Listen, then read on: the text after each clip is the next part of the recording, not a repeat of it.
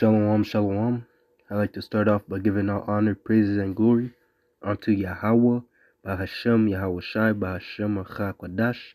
Double honors to my teachers, the elder apostles, and elder bishops of Great Millstone, teaching and ruling well. Peace, salutations, and blessings unto the hopeful elect. Lord willing, this will be an edifying lesson. Hey. Alright? Alright. Okay, Khan. So basically, just as I spoke, Salakia, just as the title of the lesson is, wisdom is the strongest. Alright, so let's go right into it. Lord willing, this will be an edifying lesson.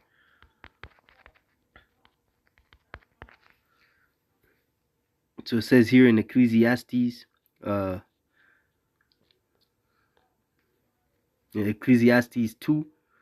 and I'll go straight to the point, 2 and 13. Then I saw that wisdom excelleth folly, as far as light excelleth darkness. Alright, so that's the point. Wisdom is above folly.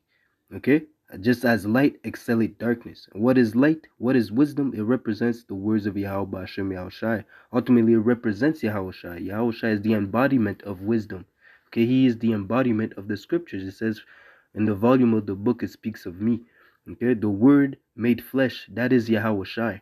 Okay, so Yahweh Shai is above anything that is in the world, man, that the world can offer, because ultimately he created the world through the powers of Yahweh. Okay, everything that he did was through the powers of Yahweh.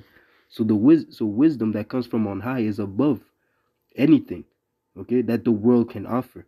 Okay, and even to the point where you got this new saying that the Captain Tazariak has been going out saying that the brothers have been correcting, correcting the what he was saying, how he claims that the woman is the strongest after Yahweh, but really it's the wisdom. Just as I said, wisdom is above folly, and to the point where the woman was not giving understanding. It says here, let me see, in Job, bear with me.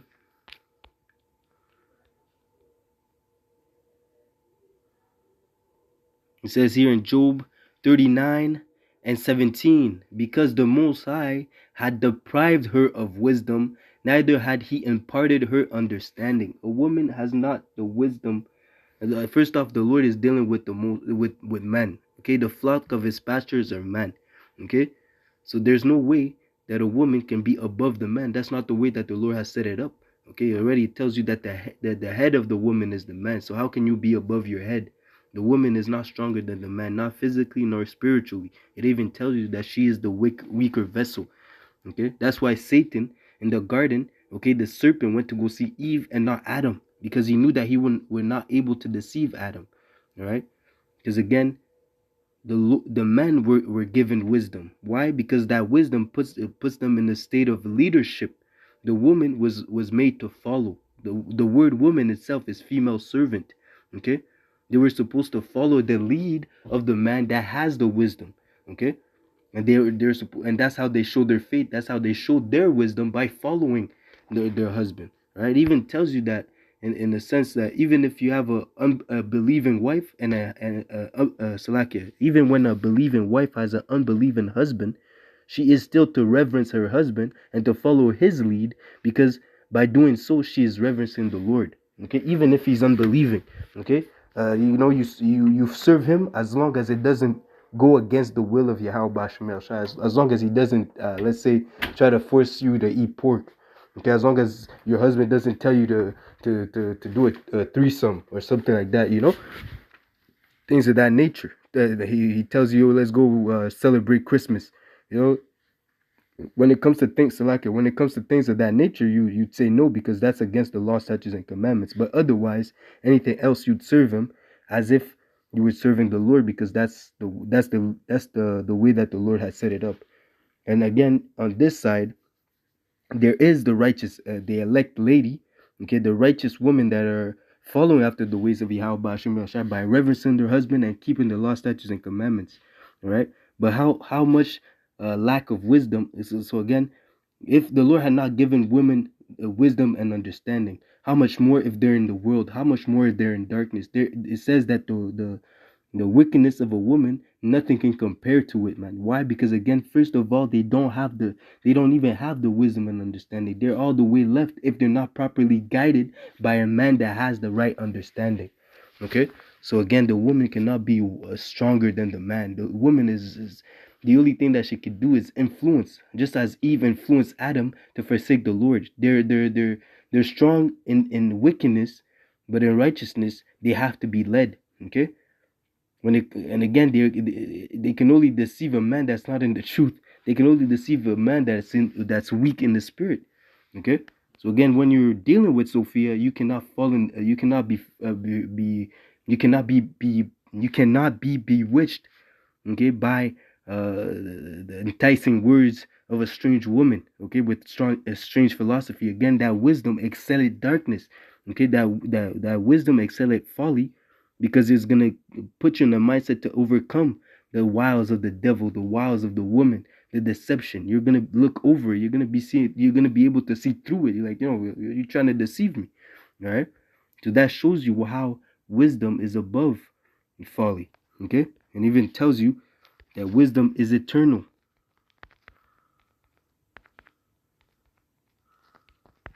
Let me see.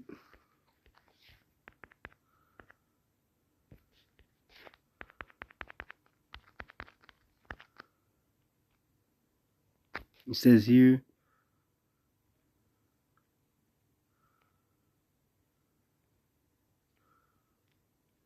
now, let me go straight to the point. Wisdom of Solomon 8 and 17. Now when I consider these things, I myself, now when I consider these things in myself, I pondered them in my heart, how that to be allied with wisdom is immortality. Because again, wisdom is everlasting. To associate yourself with wisdom, that acquires you the love of the Most High, because again, the Lord loves none but them that dwell with wisdom. To ally yourself with wisdom is to ally yourself with immortality. Okay, so that you can achieve that immortality. Okay, you can only put off that mortal and put on immortality through wisdom, through the knowledge that comes from the Yahweh Ba'ashem Yahushai. Okay, that is the fountain of youth, the fountain of everlasting life. That is wisdom that comes from the scriptures, wisdom that comes from the knowledge and understanding of the Bible. Okay, which is made known only to a few, just as it says, wisdom as her name. Okay, let me bring that out. Okay, and that's how you know that it's precious. Okay, the fact that not many people have it. Okay, the fact that it's not known to many, that makes it even more valuable, man. Okay, it says here in Sirach 6, I believe. Is it 6? Yeah, here you go. Sirach 6 and 22. For wisdom is according to her name, and she is not manifest unto many. Yahweh Shai said it himself. Unto you it is known to know the mysteries of the kingdom, but unto them it is not known. Okay, it is told unto them in parables, because they can't get it. Okay, there's even the fact that you understand the parables. It says it is the Most High's pleasure to hide the things unto the Lord, unto the people, but it's the king's delight to uncover mysteries, the mysteries of the Lord. Roughly paraphrasing. Okay, so the Lord has given us the understanding, the will, and the delight to seek out for dark sayings and dark parables and dark sentences, so that we may strive unto that immortality, so that we can have the wisdom and knowledge, so that we can serve the Lord even better. Okay, so let me see.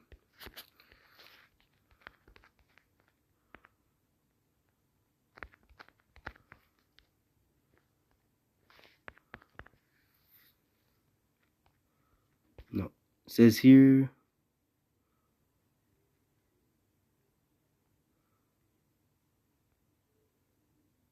It says here, Second Ezra 7 and 42.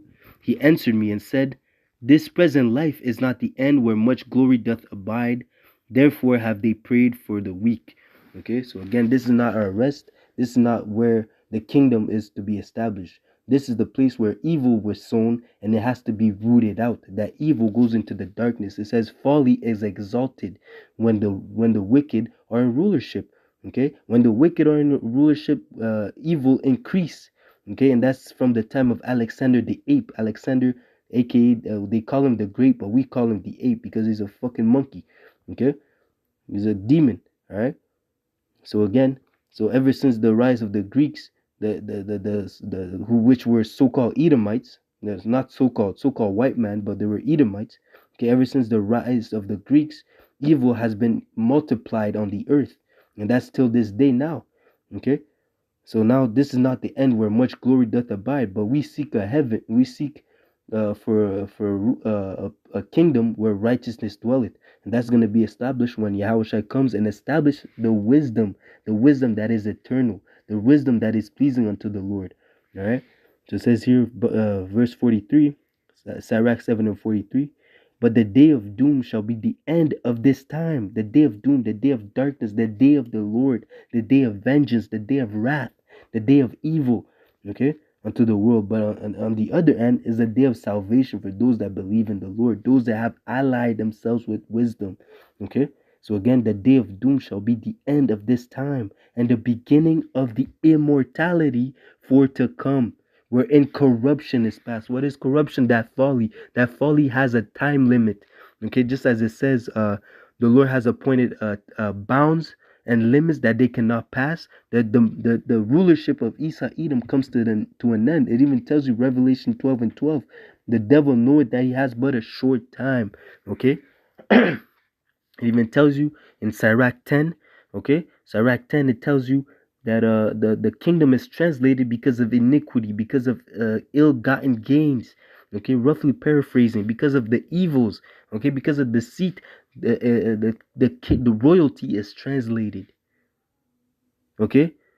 So that's that corruption. Okay, that corruption has an expiry date, and the Lord knows the time, the moment, and the season when this kingdom is gonna be eradicated, is gonna be rooted out. It tells you that the Lord is gonna, again, Sirach 10, the Lord is gonna root out the seed of the wicked. The Lord is gonna eradicate the the the the wicked and place the meek in their stead. Okay, their stead. Okay, so it says here, intemperance is at an end, infidelity is cut off, and righteousness is grown, and truth is sprung up. Then shall no man be able to save him that is destroyed, nor oppress him that had gotten the victory. So those that have allied themselves with wisdom, okay, they're gonna rule forever, evermore. Okay, and again, a kingdom is established by righteousness. That's why the time of the Gentiles will come to an end. Okay, they went from kingdom to kingdom to kingdom. Okay, rulership to rulership to rulership. Why? Because they were established on iniquity, starting with idolatry, the worship of false idols. Okay, they were not worshiping the power that created heaven and earth. Okay, only in the kingdom of Yahweh Shai will the law, statutes, and commandments be implemented. Everyone, the whole earth, will have to follow the vibration of righteousness. Okay, the Lord, it says that Yahweh Shai, his government will be established on peace. Okay, everlasting peace. Why? Because he's gonna establish that order. Okay, and again, Babylon the Great is that place without order, that land without order, and it's been a golden cup. Okay, it's been a golden cup and made all the earth drunk. As it says, the earth is given unto the hand of the wicked, and I have seen the wicked exalt themselves as a green bay tree. Okay, so now darkness has covered the earth, and gross darkness the people. All right, so that folly, that misunderstanding, that lack of fear of the Lord has been pushed all over the world. But that mindset, okay, under the vibration, under the rulership of Esau Edom, will come to an end. Okay, Yahweh Shai is raising up his people to push forth the light. Okay, to declare the return of the righteous king, the rightful ruler of the universe, Yahweh Shai, and the hopeful elect under him. Okay, the government body, meaning the 144,000 that are gonna rule under Yahweh Shai. Okay, so now that's why, and that all starts with having faith and having wisdom. Okay, departing from evil. Okay, turning their backs from the world and seeking after the truth. Okay, forsaking darkness and aligning themselves with the light, walking after the light, so that they can be, as it says, ye are children of the light. Walk in the light, so that ye may be enlightened. Okay, and through that enlightenment, through that knowledge that we have, we can obtain that immortality. Okay, We can obtain, we can do the things that are pleasing unto the Lord, and seek for that mercy in the time of wrath. Okay, it tells us that in the time of mercy, remember. It's like in the time of wrath, remember mercy. The Lord will have mercy on those that serve Him. Okay, in that time you'll be able to discern who serves the Lord and who serves Him not. Well, you'll be able to discern between the righteous and the wicked of His people. Okay, those that serve the Lord are gonna get delivered by Salaka. Those that deliver Salaka, I'll say that again. Those that get delivered are gonna get beamed up by UAPs, UFOs. Okay, which are the chariots of the Lord, man, flying saucers, who are really the vehicles used by the angels. Okay, it's not aliens, it's not big-headed aliens. It's really so-called black men who are in the spiritual body. Okay, so the elect, those that trust in Yahweh Basham Yahshua, are gonna get beamed up. Okay, because it tells you that salvation is so far. This our salvation, Lord willing, we're part of that number, is going to be so far greater than what they looked for, so far beyond what they imagined.